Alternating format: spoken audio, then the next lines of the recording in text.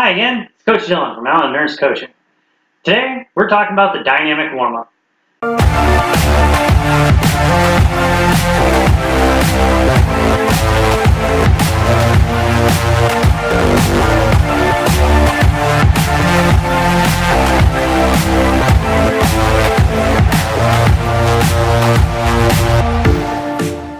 The basic premise is we're starting with easy, and we're going to get quicker and faster as the warm-up progresses. And then we're also going to go from simple to more complex. That way we can kind of get the central nervous system firing as well. That way we can be coordinated and run efficiently. So there are a few drills that we're going to do. We're going to do a heel-toe walk. Then we're going to do a heel-toe walk with a high knee. Then a heel-toe walk with a high knee lunge. So we'll be coming down out of the high knee into a lunge. Not super deep, but just enough to get a little bit of a stretch on that back hip while working on the ankle stability at the same time. Then we'll do the hurdle drill. We'll do some leg swings. We'll do some bounces. And this is where we're going to start picking up the intensity a little bit, working on that kind of that fast twitch in the calves, getting that kinetic response going, working on the stretch reflex, and using that while we run. And then we'll finish off with some high knees and some butt kicks to really kind of get the turnover rate up and make sure the glutes are really firing and the core is stable.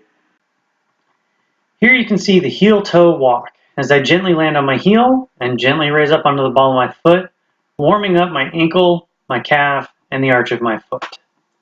The next step in the progression is doing the same thing, but with a high knee. We're getting the core engaged, we're engaging the glute, getting up on the ball of the foot, working on some of that ankle stability that we're going to need. Running is fundamentally a one-legged sport. So it's important to have strong, stable ankles. Next up, we're doing the same thing, but we're coming down into a lunge. If you notice, my shoulders stay over my hips, and I'm coming down just deep enough to get a little bit of a stretch on that back hip. You'll probably be a little different on one leg than the other. That's perfectly normal. The important thing is to make sure you're not leaning forward as you drive up through your heel. We want to make sure we're coming down nice and stable, trying to keep the knees stable as we gently lower ourselves to the floor. Again, the core is engaged, and it's nice and smooth and controlled. Next up, we have the hurdle drill. We go under the fence, and we go over the fence. And then we go under another fence.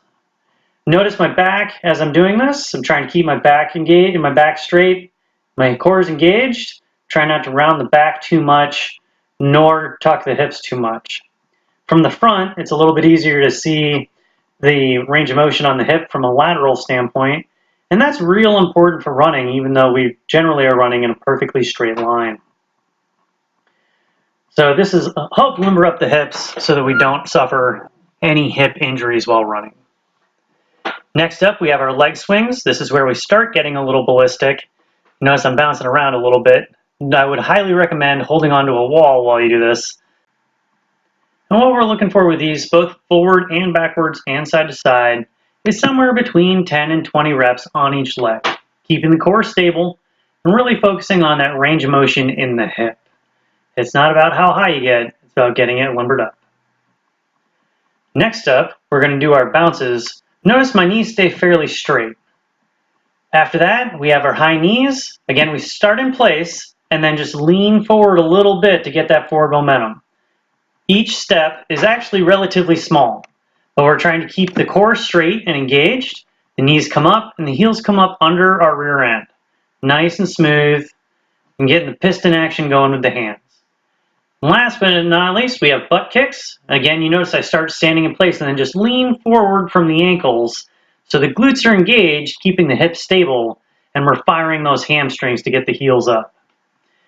You may notice that you have one leg that's a little tighter than the other. That's perfectly normal, and that should do you. And that's the dynamic warm-up. It's a general dynamic warm-up.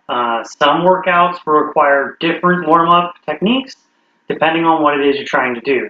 But if you're just going out to do a general easy-paced run or even a long run or even something a little more intense, this should hit all the major components to make sure you're primed and ready to go. Big shout out to Troy Ketchum over at Danni Jones Physical Therapy here in Ruston. for working on this collaboration, putting this together. We originally put it together for seminars we did over at Danni Jones a couple months ago. If you have any questions, leave a question, leave a like, subscribe. We'll have videos coming out every week, more tips, tricks, training talks, and yeah, don't be a stranger. And remember, train smart.